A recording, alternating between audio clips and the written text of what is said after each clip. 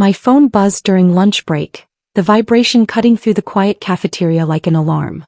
The message from my boss Marcus lit up the screen like a warning sign I couldn't ignore. Meeting in 20 minutes. Conference room. Don't be late.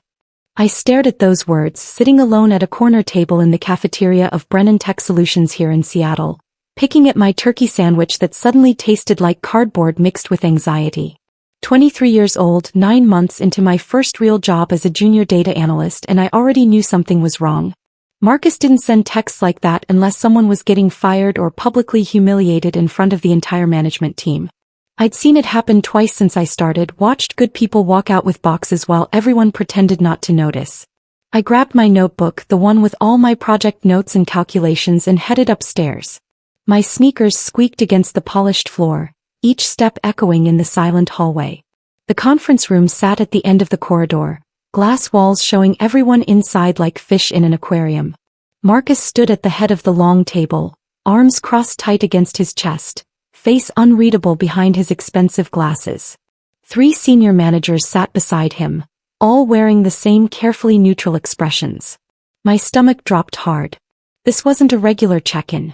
This was an execution, and I was walking straight into it. I walked in and took the only empty seat, the chair scraping loudly against the floor in the silent room. Marcus didn't waste time with pleasantries or small talk.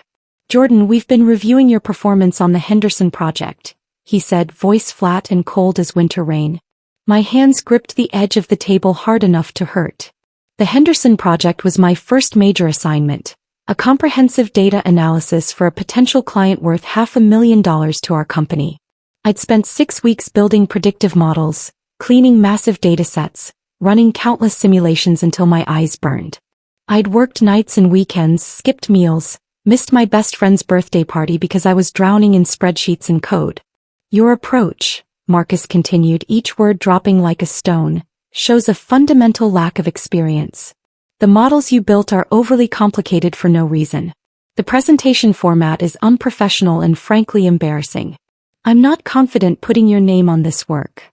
The room went completely silent except for the hum of the air conditioning. One of the senior managers, Patricia, looked down at her hands like she was ashamed.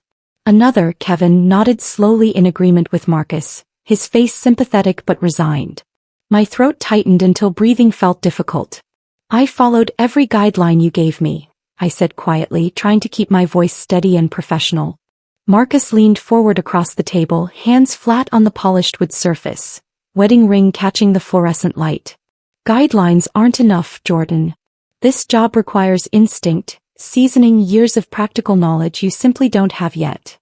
He slid a thick folder across the table toward me, the sound harsh in the quiet room. Inside were my reports, every page covered in red marks like a teacher grading a failing essay. Comments scrawled in the margins, entire sections crossed out, question marks everywhere. "I'm reassigning the Henderson project to Stephen effective immediately. He'll rework your analysis from the ground up and present it to the client next week." Stephen was 38, senior analyst, Marcus's clear favorite in the office.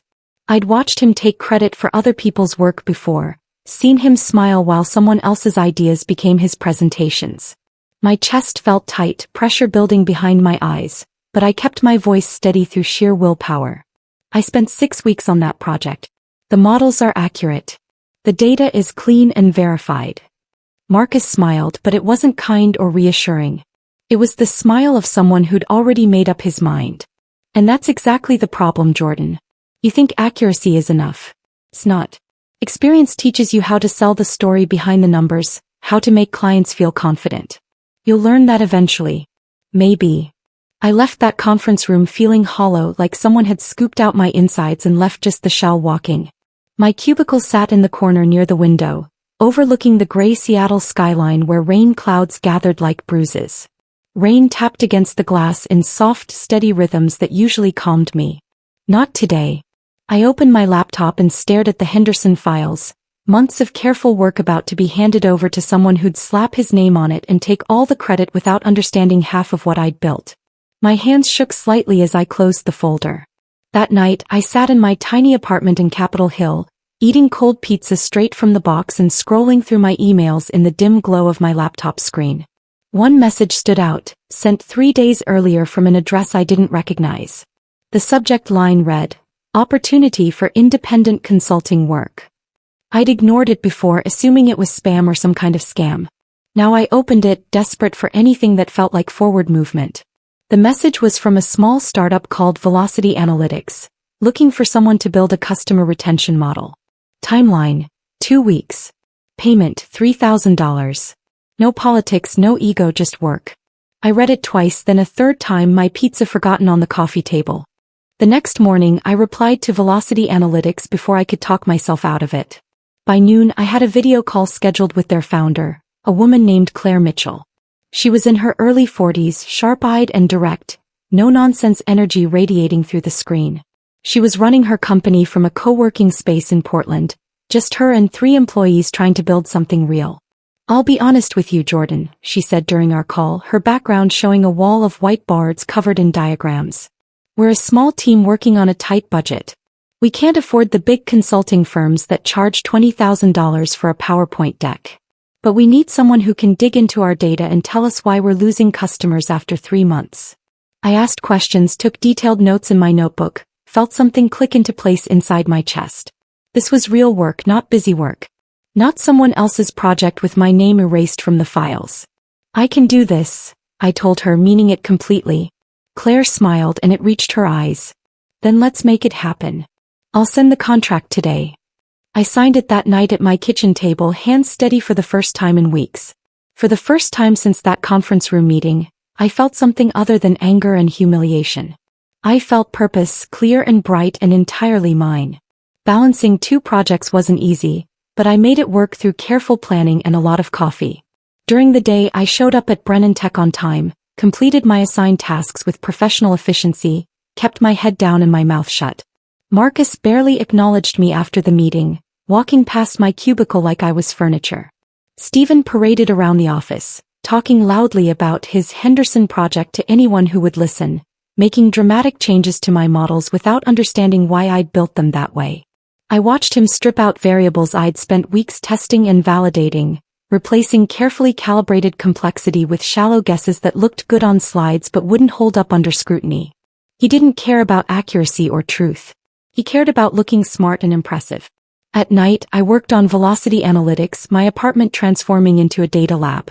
I pulled their customer data, cleaned it methodically, analyzed purchase patterns and user behavior, identified exact drop-off points in the customer journey. Their problem became obvious once I dug deep enough.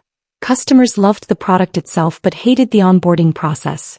Too many steps, too much friction, too many emails asking for information they'd already provided. I built a retention model that predicted churn with 87% accuracy, better than I'd hoped. 2 weeks later, I delivered the final report to Claire, my hands surprisingly steady as I hit send. She called me an hour after receiving it, voice filled with something I hadn't heard in months, genuine excitement and respect. "Jordan, this is exactly what we needed. You found problems we didn't even know existed. The onboarding issues, the email friction, all of it makes perfect sense now." She paused and I heard papers shuffling. "How would you feel about a longer engagement? We want to implement these changes immediately, and we need someone who understands the data to guide us through the process." I sat in my apartment, rain streaking the windows in long silver lines, holding my phone like it was something fragile and precious. "I'd love that," I said, trying to keep the emotion out of my voice. "Good. I'm doubling your rate because this work is worth it. And I'm telling every founder I know about you." That night, I allowed myself to feel something close to hope, something I'd almost forgotten existed. Meanwhile, at Brennan Tech, the Henderson presentation was just 2 days away.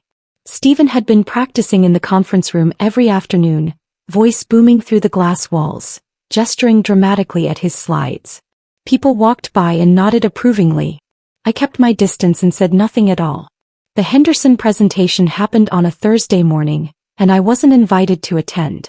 But I heard everything afterward through the office grapevine that spread news faster than email. Stephen walked into that meeting confident and polished, ready to impress with his expensive suit and practiced smile. He opened with a flashy slide deck, lots of colors and animated graphics, very little actual substance beneath the visual appeal. Then he started explaining the models, and that's when everything fell apart. Except he didn't really understand them, not at their core. When Mr. Henderson asked why certain variables were excluded from the analysis, Stephen fumbled badly.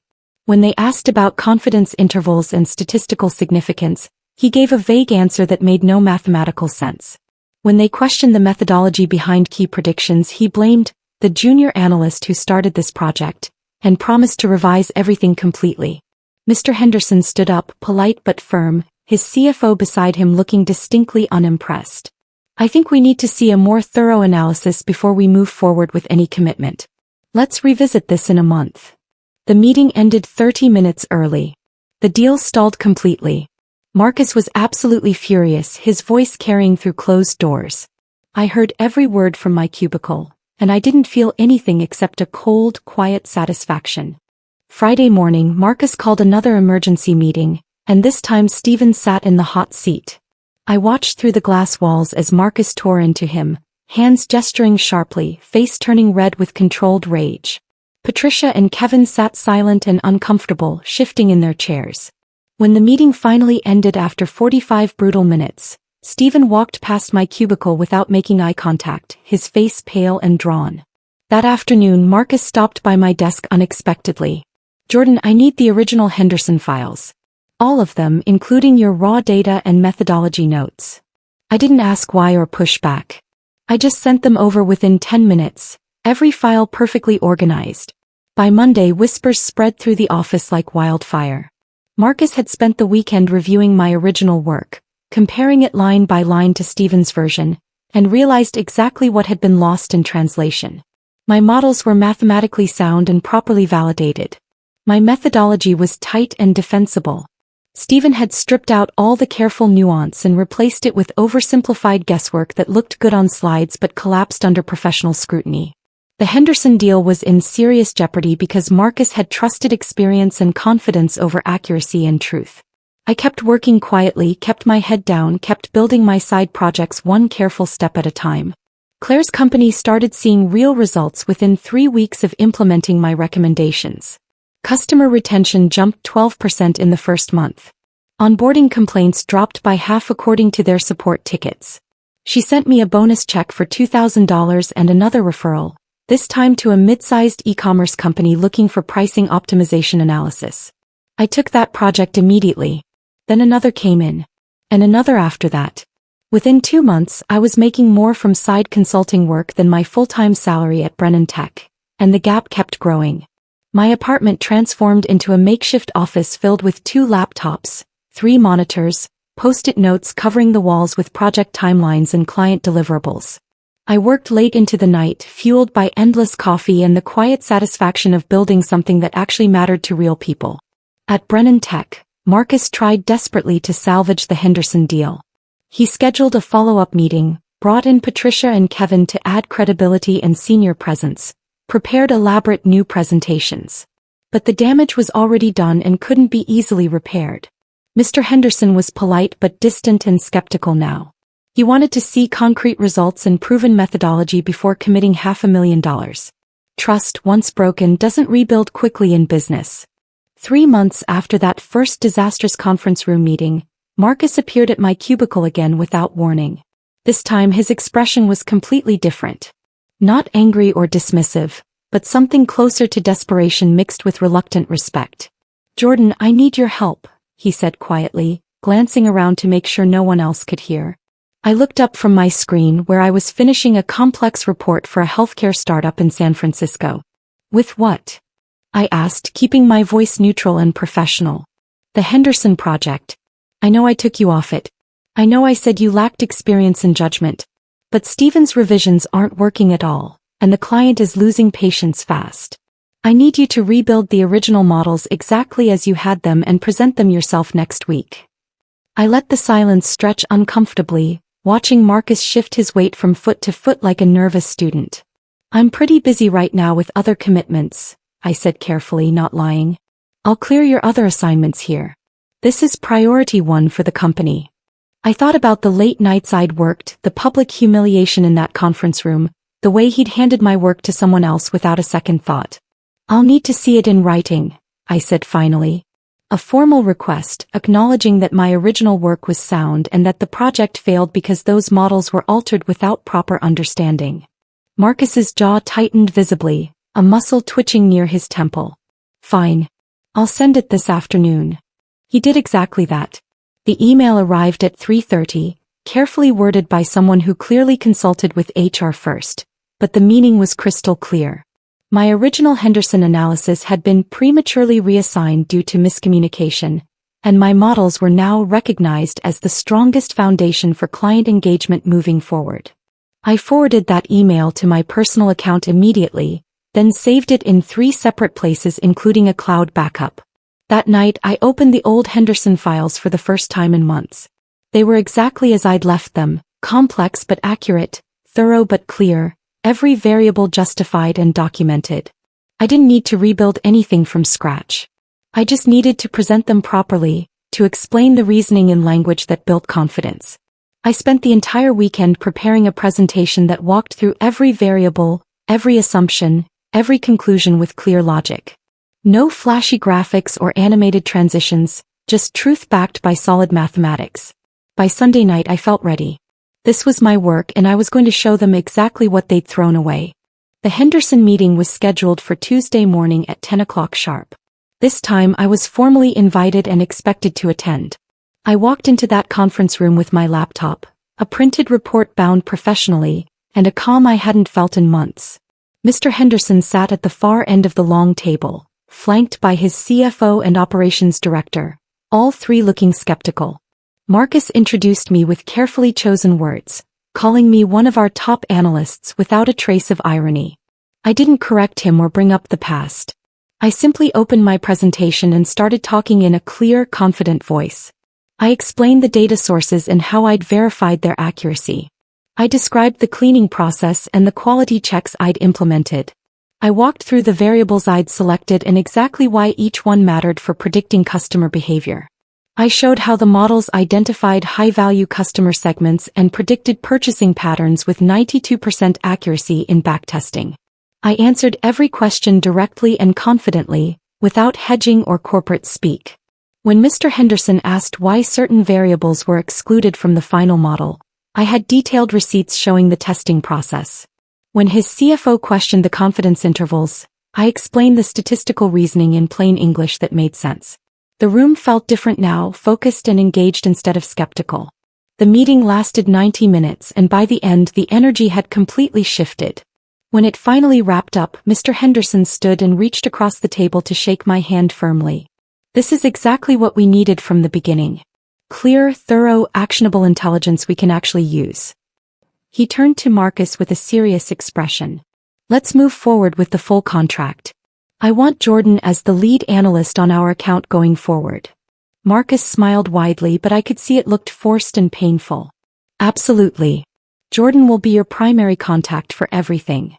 We left the conference room together, walking down the hallway in awkward silence. Near my cubicle, Marcus put a hand on my shoulder like we were old friends. Good work in there today. I knew you had it in you all along. I stepped away from his touch deliberately. You told me I was too inexperienced to handle this project 3 months ago. You reassigned it publicly because you didn't trust my work or judgment. Marcus's face hardened, the friendly mask slipping away. I made a judgment call based on the information I had at the time. That's what managers do every day. You made a mistake, I said quietly but firmly. And it almost cost you a $500,000 client and your reputation. I walked away before he could respond, leaving him standing alone in the hallway. Word spread through the office faster than wildfire. By Wednesday morning, everyone at Brennan Tech knew I'd single-handedly saved the Henderson deal. Patricia stopped by my desk to congratulate me personally, bringing coffee. Kevin sent a brief but genuine email praising my work. Even Stephen muttered something that might have been an apology, though he couldn't quite make eye contact. But Marcus stayed noticeably distant, watching me from his office window like I was something unpredictable and potentially dangerous. That same week I received 3 more consulting requests through my website.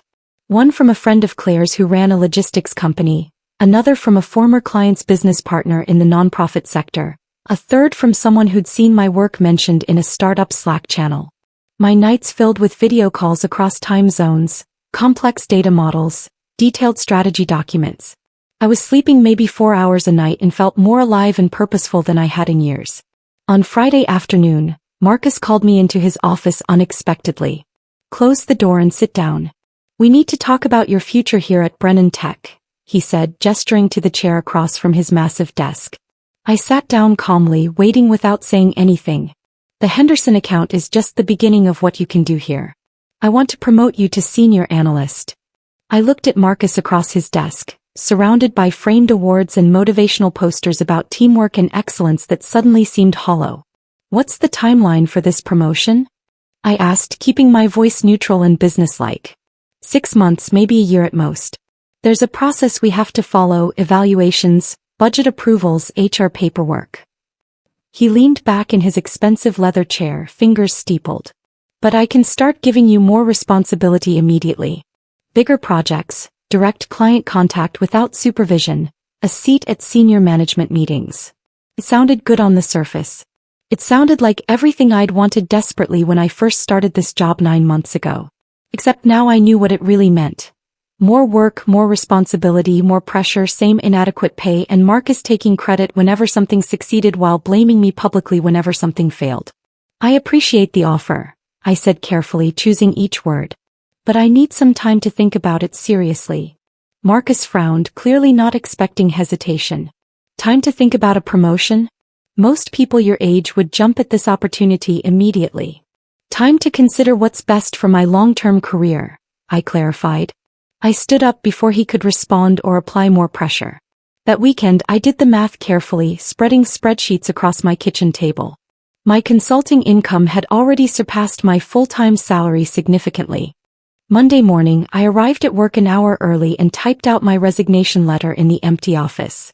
2 weeks' notice, professional tone, no detailed explanations beyond pursuing other opportunities that align better with my career goals. I printed it on clean white paper, signed it clearly, and walked into Marcus's office at exactly 9 o'clock. He read it twice slowly, his face shifting from confusion to disbelief to genuine anger. "You're leaving because of one bad project review months ago?" he asked, voice rising. "I'm leaving because I found something better," I said simply. Marcus set the letter down deliberately. "Jordan, I admitted I made a mistake with you. I'm offering you a real promotion with a clear path forward. What more do you want from me? I want to work with people who trust my abilities from the start, not only after I prove them wrong publicly." I turned toward the door, ready to leave. Marcus called after me, voice sharp. "You won't survive out there on your own. Consulting is unstable and unpredictable. You'll be back here in 6 months, begging for your job back." I looked over my shoulder one last time. "We'll see about that." I walked out feeling lighter than I had in months, maybe years. The air outside tasted different, cleaner somehow, full of possibility. My last 2 weeks at Brennan Tech were strange and uncomfortable.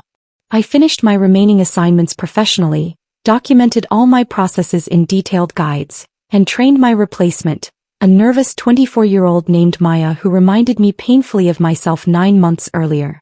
I told her everything I wished someone had told me when I started. Keep copies of your work always, trust your analysis even when others question it, and don't let anyone convince you that experience matters more than accuracy and effort. On my final day, Patricia took me to lunch at a quiet cafe. We sat in a corner booth away from other customers, rain pattering steadily against the window beside us. "Marcus is angrier than he's letting on," she said quietly, stirring her soup. "He doesn't like being wrong about people, and he really doesn't like being wrong in front of important clients." I stirred my coffee absently. "That's not my problem anymore." Patricia smiled sadly. "Good for you, honestly. I wish I had your courage to walk away." "You could leave too," I said, meaning it. "Start over somewhere that values you properly." She shook her head slowly. "I've got a mortgage, 2 kids in college, retirement benefits I can't walk away from now. But you're young enough to take real risks." We finished lunch mostly in comfortable silence. I walked out of Brennan Tech Solutions at exactly 5 o'clock on a Friday afternoon, carrying a small cardboard box with my desk plant, a coffee mug my mom gave me, and a framed photo of us from my college graduation. The security guard waved goodbye warmly. The receptionist wished me genuine luck. Marcus didn't come out of his office at all. Outside, the Seattle rain had softened to a gentle drizzle. I stood on the sidewalk for a moment, breathing in the cold, damp air, feeling lighter and freer than I had in months. My phone buzzed in my pocket. Another consulting request, this time from a fintech startup in San Francisco looking for fraud detection models. I responded while walking to my car, confirming a video call for Monday morning. By the time I got home and checked my laptop, I had 2 more serious inquiries waiting in my inbox. That night, I sat at my desk and completely updated my website with new projects and clearer messaging. Jordan Chin, independent data analyst, specializing in predictive modeling, customer analytics, and turning complex data into actionable strategy that drives real results. I added testimonials from Claire and Mr. Henderson. I posted case studies showing actual outcomes. By midnight, my calendar for the next month was completely full with paid projects, each one more interesting than anything I'd done at Brennan Tech. The first 3 months of full-time consulting were absolute chaos, but good chaos. I worked from coffee shops, co-working spaces, my apartment, anywhere with decent Wi-Fi and electrical outlets. Some projects paid well, others barely covered expenses and taught me hard lessons. I learned to negotiate rates confidently, set firm boundaries with difficult clients, and fire clients who didn't respect my time or expertise. I learned that experience wasn't really about years sitting in a job, it was about solving real problems for real people who actually valued your work and paid fairly. Claire became my biggest advocate, referring me to 3 more companies in her network. One of those referrals turned into a 6-month contract worth $50,000, more than I'd made in a full year at Brennan Tech. I hired a part-time assistant named Rachel to handle scheduling and invoicing so I could focus on actual analysis. I opened a proper business bank account. I filed all the paperwork for an LLC. By month 6, I was making twice what I'd earned at Brennan Tech and working half the hours with complete control over my schedule. I took weekends off completely for the first time in years. I went hiking in the Cascades, visited my mom in Spokane, read books that had nothing to do with data analysis or career advancement. A full year after leaving Brennan Tech, I received an unexpected email that made me sit back in my chair. The subject line read simply, "Henderson account update, personal message." It was from Mr. Henderson himself, not his assistant. "Jordan, I wanted to reach out personally instead of through official channels. The strategies you developed have completely transformed our business operations. Customer acquisition is up 30% year over year. Retention is up 18%. Our revenue has grown by $1.2 million since implementing your models and recommendations. I'd like to discuss a long-term consulting arrangement if you're open to it." I read that email 3 times slowly, then forwarded it to Claire with a simple message. "Thank you for believing in me when no one else did." She replied within 5 minutes. "I didn't do anything special. You did all the work. I just recognized quality when I saw it." Mr. Henderson and I scheduled a call for the following Tuesday. He offered me a monthly retainer worth $15,000 to serve as his ongoing analytics advisor for all major business decisions. I negotiated it up to $18,000 after showing him a proposal for expanded services. I signed the contract that same week, my hands steady and sure. The retainer alone was more than my entire annual salary at Brennan Tech had been. The Henderson retainer changed everything about my business and my life. Steady, reliable income meant I could be highly selective about other projects I took on. I turned down work that didn't interest me intellectually, referred smaller projects to other independent analysts I'd met, and focused exclusively on clients who valued depth and accuracy over speed and appearance. I hired 2 junior analysts, both fresh graduates who reminded me strongly of myself at 23. I paid them well above market rate, gave them real responsibility on actual projects, and never once told them they lacked experience or weren't ready. Instead, I taught them everything I'd learned through trial and error, everything Marcus had completely failed to teach me. One afternoon in late spring, I was working at a busy cafe in Fremont when I saw a familiar face. Stephen, my former coworker, sitting alone at a corner table with a laptop and a distinctly defeated expression. He didn't notice me at first, too focused on his screen. When he finally looked up and our eyes met, recognition flickered across his face, followed by something like embarrassment. He hesitated, then walked over slowly. "Jordan." "Hey," he said quietly. "Hey, Stephen," I replied neutrally. "I heard you're doing well. Consulting and everything." He shifted his weight uncomfortably, hands shoved deep in his pockets. Stephen shifted his weight again, looking older than I remembered. I actually got laid off from Brennan Tech 3 months ago. Budget cuts, they said. I felt a genuine flicker of sympathy despite our history. I'm sorry to hear that. That's rough. Marcus threw me under the bus after the Henderson thing fell apart the first time. Said I'd mishandled the project badly, damaged the client relationship beyond repair. Stephen laughed, but it was bitter and hollow. Funny how that works when you need a scapegoat. I didn't say anything, just waited. Anyway, Stephen continued, pulling out his phone nervously, I saw your website and the work you're doing. It looks really solid, professional. If you ever need extra help on projects, I'm available and my rates are flexible. I thought carefully about how he'd taken credit for my work, how he'd stood by silently while Marcus humiliated me in that conference room, how he'd called me inexperienced to my face multiple times. Then I thought about who I actually wanted to be, what kind of person I was building myself into. Send me your resume and a portfolio of your best work, I said finally. I can't promise anything definite, but I'll keep you in mind if something appropriate comes up. His face showed genuine surprise and relief. Really? Thank you, Jordan. I mean it. 2 years after leaving Brennan Tech, I moved into a real office space in downtown Seattle. 2 rooms with glass doors, hardwood floors, a genuine view of Elliott Bay where ferries crossed back and forth. My team had grown to 5 full-time people, all young and hungry, all tired of being underestimated by traditional firms that valued credentials over capability. We took on projects the big consulting companies routinely ignored. Startups with limited budgets but interesting problems, nonprofits needing pro bono data work for social impact, small businesses trying to compete intelligently with massive corporations. We built a strong reputation for accuracy, creativity, and actually caring about results instead of just billing hours. One morning in October, my assistant knocked on my office door looking uncertain. Someone named Marcus Brennan is here in the lobby. Says he doesn't have an appointment but hopes you'll see him anyway. I felt my chest tighten with old memories. Give me 5 minutes to finish this email, then send him in. When Marcus walked through my door, he looked noticeably older than I remembered. More tired, more worn down. His suit was expensive but rumpled like he'd slept in it. Jordan. Thank you for seeing me without notice, he said quietly. I appreciate it more than you know. I gestured to the chair across from my desk. Marcus sat across from my desk the same way I'd sat across from his desk 2 years earlier in a very different power dynamic. I'll be direct because I know your time is valuable, he said, hands folded in his lap. Brennan Tech is struggling badly. We've lost 3 major clients in the past year. The reputation we spent decades building is falling apart rapidly. I waited silently, giving him nothing.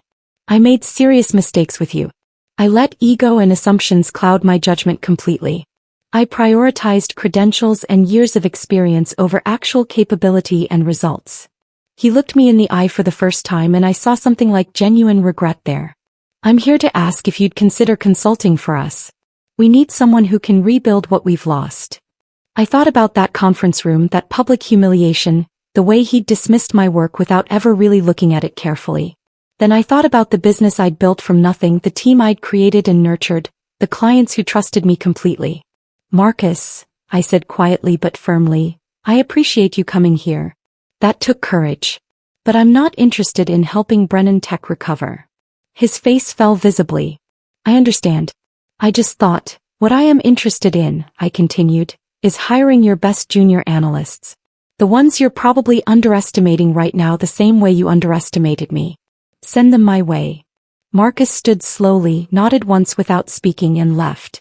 I watched him go, then turned back to my computer where 3 new project requests waited in my inbox.